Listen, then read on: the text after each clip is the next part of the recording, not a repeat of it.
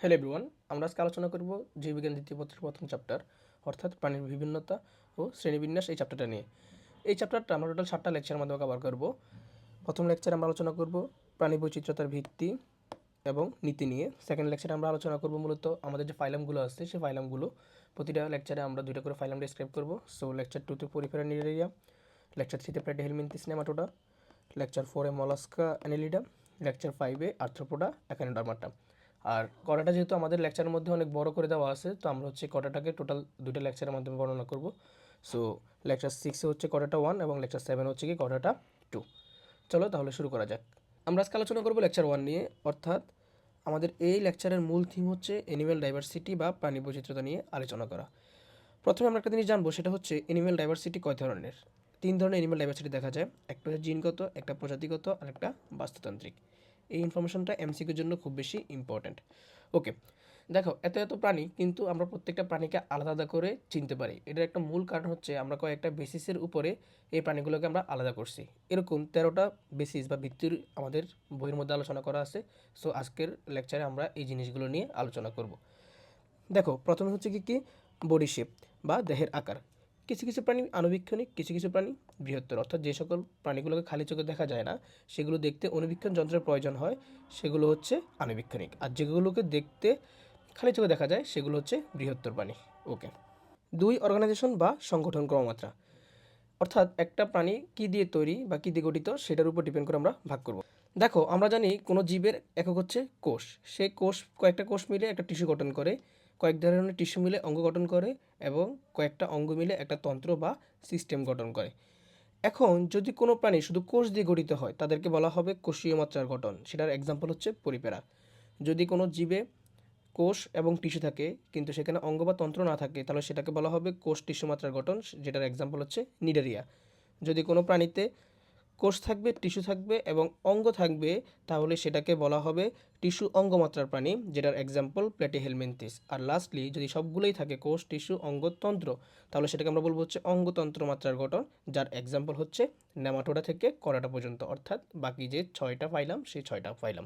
Okay, way of living, এটা খুব simple একটা জিনিস। দেখো কোনো জীব কীভাবে জীবন পদ্ধতি যাপন করতেছে তার উপর ডিপেন্ড করে। সেটা ফ্রি লিভিং হতে পারে, যেটা মুক্ত জীব বলতেছি আমরা, মোস্ট কমন যেটা। আবার সেটা প্যারাসাইট হতে পারে বা পরজীবী, অর্থাৎ অন্যের উপর ডিপেন্ড করে বসবাস করা, যেটা মোস্ট এক্সাম্পল হচ্ছে কি প্লেটিহেলমিনথেস আর হচ্ছে নেমাটোডা পর্বের প্রাণীগুলো। ওকে, ক্লিভেজ। ক্লিভেজ আমাদের একটু বোঝার জিনিস আছে। দেখো প্রথমে কী হয় আমরা জানি হচ্ছে গিয়ে স্পার্ম এবং ওভাম মিলে তোমার কী গঠন করে, জাইগোট গঠন করে। এই জাইগোট হচ্ছে কি জাস্ট একটা সেল। এই সেলটা অনেকগুলো ডিভিশনের মাধ্যমে তোমার হচ্ছে কি কয়েকটা সেল তৈরি করে। এই যে ডিভিশনটা হয়, এখানে কী ধরনের ডিভিশন হয়, এখানে হচ্ছে মাইটোসিস সেল ডিভিশন হয়। তাহলে একটা কোষপিণ্ড তৈরি করলো, কোষপিণ্ড তৈরি করলো। এই কোষপিণ্ডটাকে আমরা মূলত হচ্ছে কি ক্লিভেজ বলতেছি। এখন এই ক্লিভেজটাকে আমরা হচ্ছে কি 2টা বেসিসে ভাগ করব। কী কী সেটা? একটা হচ্ছে ভবিষ্যৎ পরিস্ফুটনের উপর ভিত্তি করে, আর একটা হচ্ছে বিভাজন তলের উপর ভিত্তি করে। প্রথমে দেখো ভবিষ্যৎ পরিস্ফুটনের উপর ভিত্তি করে সেটা কি। দেখো এই সেখানে সেলগুলো আছে, প্রত্যেকটা সেল।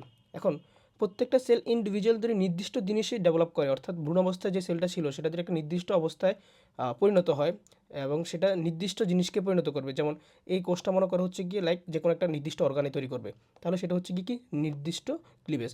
আর যদি অনির্দিষ্ট হয়, অর্থাৎ যে কোনো কোষ থেকে যে কোনো অর্গান বা যে কোনো পার্ট তৈরি হতে পারে, সেটাকে বলা হবে অনির্দিষ্ট ক্লিভেজ। ওকে, এবার আসো ইম্পর্টেন্ট যেই ক্লাসিফিকেশনটা, অর্থাৎ বিভাজন তলবে ভিত্তি করে সেটা।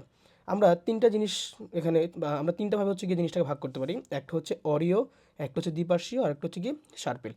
অরিও মানে হচ্ছে রেডিয়াল, হ্যাঁ, তার মানে হচ্ছে কি তুমি হচ্ছে গিয়ে যে রেডিয়াস ম্যানারে, ঠিক আছে, অর্থাৎ এই যে এরকম রেডিয়াস ম্যানারে ভাগ করতে পারবা এই ক্লিভেজটাকে, সেটাকে বলা হয় রেডিয়াল বা অরিও ক্লিভেজ। তার এক্সাম্পল হচ্ছে কি আর্থ্রোপোডা পর্বের প্রাণীগুলো। ওকে, দেন আসা হচ্ছে কি দ্বিপার্শ্বীয়। দ্বিপার্শ্বীয় খুব সহজ, জাস্ট হচ্ছে কি তুমি হচ্ছে কি মাঝখান দিয়ে ভাগ করে দিবে, তাহলে সমানভাবে 2টা ভাগ হয়ে গেল। তার এক্সাম্পল কি, সেটার এক্সাম্পল হচ্ছে কর্ডাটা। ওকে, দেন আসা হচ্ছে কি সার্পিল বা স্পাইরাল। এটা একটু বোঝার আছে। দেখো এখানে এই যে নিচে দেখতেছো, নিচে একটা লেয়ার আর উপরে একটা লেয়ার। নিচের লেয়ারটা স্থির থাকবে, হ্যাঁ, এই যে নিচের লেয়ারটা স্থির থাকবে, কিন্তু উপরে যে লেয়ারটা আছে সেই সেলগুলো কী হবে, রোটেট হবে। যে রোটেট হওয়ার কারণে এরকমভাবে রোটেট হয়, হ্যাঁ।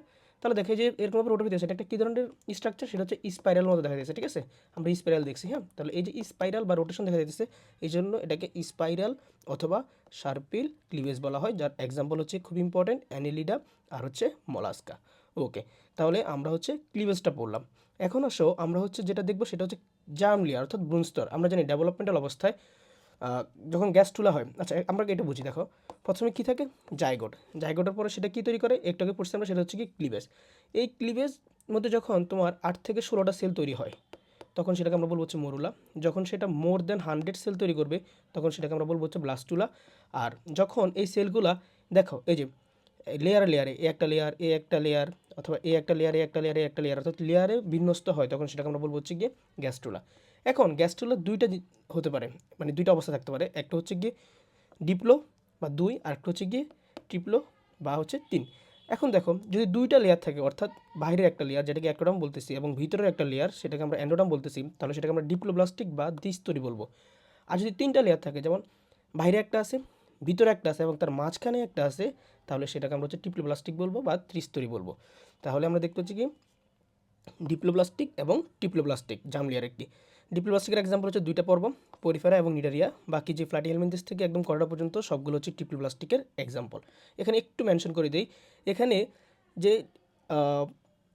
অ্যাক্টোডাম এবং অ্যান্ডোডাম ছিল তার মাঝখানে যে হচ্ছে কি মেসোডাম ছিল, এই যে মেসোডাম, এটা হচ্ছে ট্রিপ্লোব্লাস্টিক ক্ষেত্রে আমরা পাবো। আমরা ডিপ্লোপ্লাস্টিকের ক্ষেত্রে সেখানে মেসোডাম পাবো না, কিন্তু আমরা সেখানে হচ্ছে মেসোগ্লিয়া পাবো। ঠিক আছে। আর এই যে এই মেসোডাম থেকে মূলত আমাদের কিন্তু সিলম তৈরি হয়। সো সিলম থাকার জন্য মাস্ট বি কী হতে হবে, সেটা ডিপ্লোপ্লাস্টিক হতে হবে। আমরা এই আলোচনা একটু পরে করব। ওকে, তাহলে দেখো আমরা যদি ডিপ্লোপ্লাস্টিক এবং ট্রিপ্লোপ্লাস্টিকের মধ্যে একটু ডিফারেন্স দেখি। লেয়ারের ক্ষেত্রে ডাবল এবং ট্রিপ্লোপ্লাস্টিক ট্রিপল। ওকে, মেসোগ্লিয়া আমরা একটু বলছি যে ডিপ্লোপ্লাস্টিকে থাকে কিন্তু ট্রিপ্লোপ্লাস্টিকে থাকে না। নেমাটোসিস্ট এদের থাকবে, অর্থাৎ ডিপ্লোপ্লাস্টিকে থাকবে কিন্তু ট্রিপ্লোপ্লাস্টিকে থাকবে না। নেমাটোসিস্ট সাধারণত হচ্ছে গিয়ে নিডারিয়া পর্বেদের এক্সাম্পল। হ্যাঁ, আমরা যখন নিডারিয়া পর্ব নিয়ে আলোচনা করবো তখন আমরা এই জিনিসটা জানবো। আর দেহ গহ্বর, এই জিনিসটা খুব খুব বেশি ইম্পর্টেন্ট। মনে রাখবা যারা ডিপ্লোপ্লাস্টিক তাদের ক্ষেত্রে গ্যাস্ট্রোভাস্কুলার গহ্বর থাকে বা যেটাকে সিলেন্টরন বলা হয়, এটা এমসিকিউর জন্য খুব বেশি ইম্পর্টেন্ট। আর এটাকে যেটা বলছিলাম সিলোমের কথা, সেটা হচ্ছে ট্রিপ্লোপ্লাস্টিক, অর্থাৎ তাদের যে মেসোডাম ছিল সেখান থেকে তাদের যে ক্যাভিটিটা তৈরি হয় সেটা হচ্ছে গিয়ে সিলম। তাহলে সিলম কাদের এক্সাম্পল, সেটা হচ্ছে ট্রিপ্লোপ্লাস্টিকের এক্সাম্পল। আর সিলেন্টারন কাদের এক্সাম্পল, সেটা হচ্ছে কি ডিপ্লোপ্লাস্টিকের এক্সাম্পল। এই হলো ডিপ্লোপ্লাস্টিক বা দ্বিস্তরী এবং ত্রিস্তরীর মধ্যে পার্থক্য।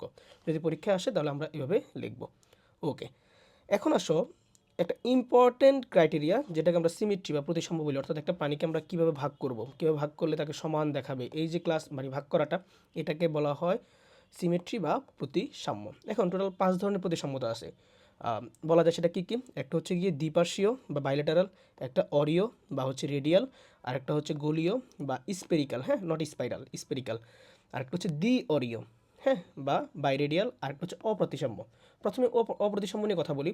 যদি কোনো প্রাণীকে আমরা ভাগ করার পরও তাকে সিমেট্রিক্যাল মনে না হয়, অর্থাৎ সমান সমান মনে না হয়, তাহলে আমরা তাকে বলবো হচ্ছে অপ্রতিসাম্য, যার একমাত্র এক্সাম্পল হচ্ছে গিয়ে পরিপেরা। ঠিক আছে। আর একটা এক্সাম্পল আছে, সেটা হচ্ছে ব্যতিক্রম, সেটা আমরা যখন মলাস্কা পড়বো তখন সেখানে নিয়ে আলোচনা করবো। ওকে, এবার আসো দ্বিপার্শ্বীয়, সহজটা নিয়ে শুরু করি। সহজটা মানে দেখো, দ্বিপার্শ্বীয় কি, তুমি জাস্ট হচ্ছে মাঝখান দিয়ে ভাগ করবা, তখন সেটা বডিটা সমান দুইটা অংশে ভাগ হয়ে যাবে, তাহলে তাকে বলবো কি দ্বিপার্শ্বীয়, যেমন প্রজাপতি, মানুষ, এটার এক্সাম্পল সবচেয়ে বেশি। ওকে, দেন আসো রেডিয়াল। রেডিয়ালের ক্ষেত্রে দেখো, রেডিয়ালের ক্ষেত্রে আমরা কি দেখতে পাচ্ছি এখানে, তাকে হচ্ছে গিয়ে রেডিয়াস ম্যানারে, হ্যাঁ অনেকগুলো রেডিয়াস ম্যানারে ভাগ করতে পারবা, এই যেভাবে অনেকগুলো ম্যানারে ভাগ করতে পারবা। ঠিক আছে, যদি ভাগ করি আমরা তাহলে তাকে হচ্ছে গিয়ে আমরা অরিও বা রেডিয়াল সিমেট্রি পাবো, যার এক্সাম্পল কি হাইড্রা, জেলিফিশ, সি অ্যানিমন, এগুলো। হ্যাঁ, গোলীয়, গোলীয় হচ্ছে কি, সেটা গোলক থাকবে, একটা গোলক, গোলককে তুমি যেভাবে ভাগ করো না কেন তার অনেকগুলো সিমেট্রিক্যাল ভিউ পাওয়া যাবে, সেটা হচ্ছে কি স্পেরিক্যাল বা গোলীয় প্রতিসাম্য। ঠিক আছে। ওকে, যার এক্সাম্পল হচ্ছে কি জিমনোস্ফেরা অ্যালভিডা। ওকে, এবার হচ্ছে দ্বি অরিও, এটা একটু বুঝার আছে। দ্বি অরিওটা দেখো কি হয়, দ্বি অরিওর ক্ষেত্রে প্রথমে হচ্ছে গিয়ে আমরা অরিও করব, অর্থাৎ তাকে রেডিয়ালি করব, তারপর হচ্ছে কি তাকে আরেকটা প্লেন, দেখো প্রথম হচ্ছে একটা প্লেন আমরা ভাগ করছি, এই একটা প্লেন, দেন তাকে আরেকটা প্লেনে ভাগ করছি, অর্থাৎ এখানে দুইটা প্লেনে ভাগ করবো, দুইটা প্লেনে ভাগ করলে তাহলে 4টা ভাগ পাওয়া যাবে। পরীক্ষা কোশ্চেন আসে যে দুই তলে ভাগ করে কোনটা, তাহলে দ্বি অরিও। আর যদি 4টা অংশ পাওয়া যায় কোনটায়, তাহলে সেটা হচ্ছে দ্বি অরিও। আর যদি দুইটা অংশ পাওয়া যায় সেটা হচ্ছে কি অরিও। মনে থাকবে এখানে হচ্ছে দ্বি অরিও এবং অরিওর মধ্যে পার্থক্য। তার এক্সাম্পল কি টিনোফারা হচ্ছে কি একটা মাইনর পর্ব, মেজর না, হ্যাঁ এটা মনে রাখবা। ওকে, দেন আসো সেগমেন্টেশন, মেটামারিজম অথবা খণ্ডকায়ন।